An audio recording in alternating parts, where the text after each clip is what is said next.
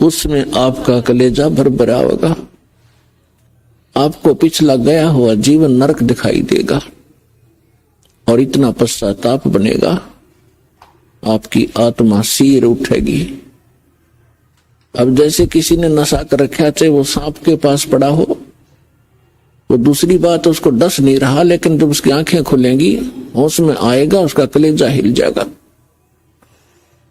तो हम काल के लोक में पड़े हैं, ये डसे कब गया उसकी मर्जी, लेकिन हम उसके विवश होकर उसके आगे पड़े हैं। अब उस सर्प के इस काल से परमात्मा बचावेगा। सतनाम और सारनाम की जड़ी आपको देके इसके विष को निष्क्रिय करेगा।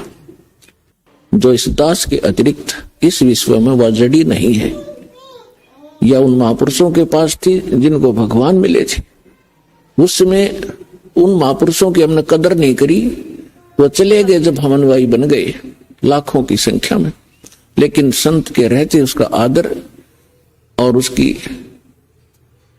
प्रत्येक बात पर गहराई से सोचना चाहिए और अमल करें तो लाभ उठा लिया जाता है।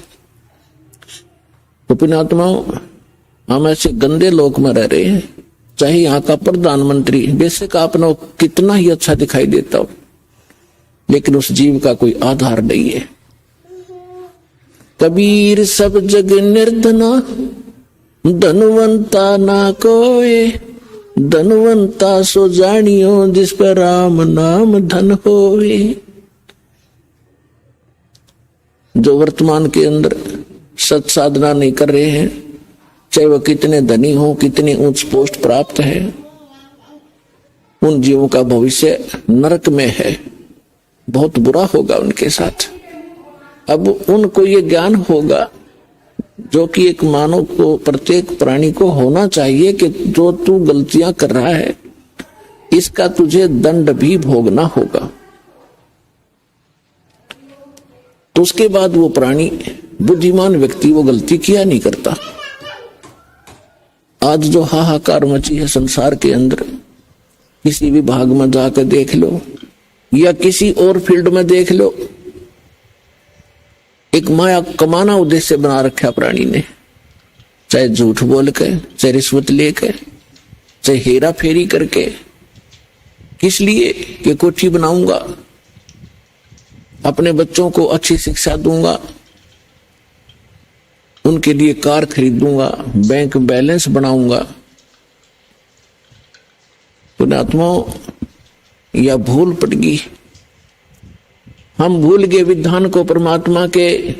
मासा घटे न तिल बधे, विदना लिखे जो लेखे, सच्चा सतगुरु मेट करवाई ऊपर मारे मेख।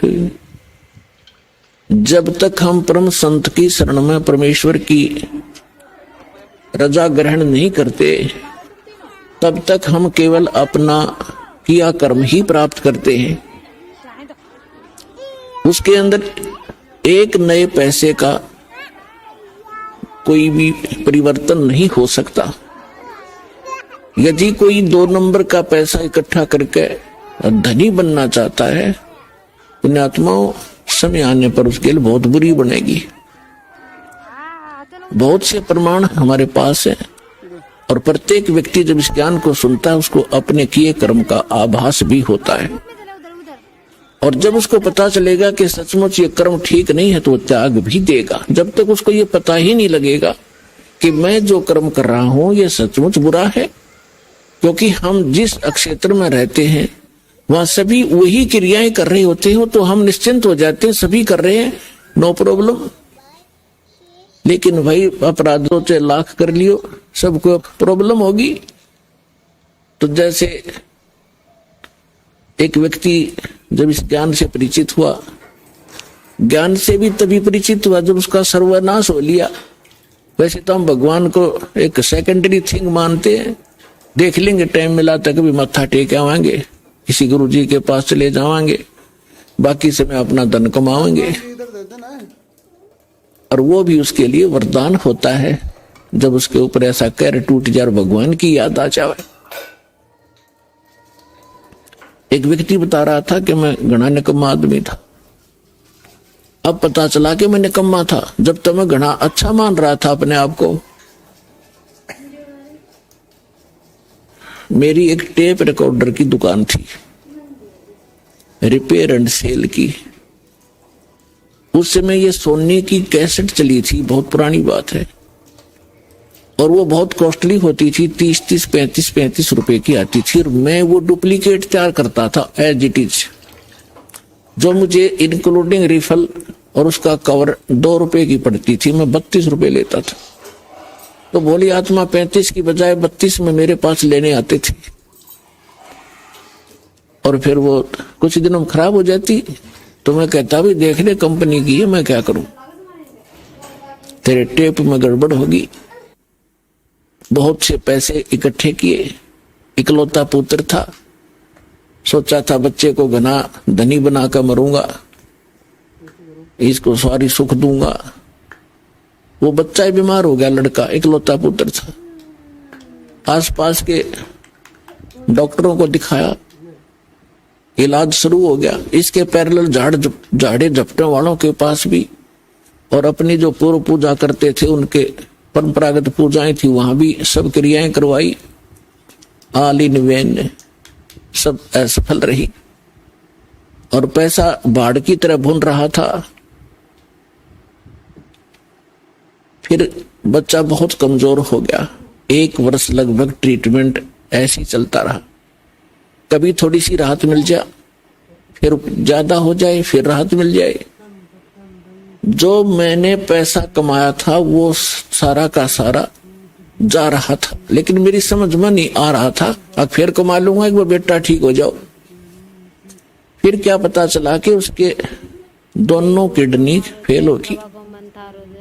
ऑल इंडिया इंस्टीट्यूट दिल्ली ले गया, उन्होंने बताया कि अति शीघ्र ट्रांसप्लांट कराओ, नहीं तो बच्चा नहीं बचेगा। जैसे तैसे किसी से कह सुनकर और एक गुर्दा प्राप्त किया, कोई सब इच्छा से दान करने वाला मिल गया। फिर भी उसके खर्चा बहुत हुआ, यानी उस समय 3.5 लाख रुपए मेरे उस गुर्दा के बदले बदलाने में लग गए, और पहले और खर्च हो लिया गना। जो मेरे पास धन था, वो मकान था, वो सब बेच दिया, किराए पर रहने लग गया। अब बेटा ठीक हो जाए, फिर कमा लूंगा। तो कहने का भाव ये है कि लड़का स्वस्थ हो गया, गुर्दे सफल हो गया, गुर्दा उसका।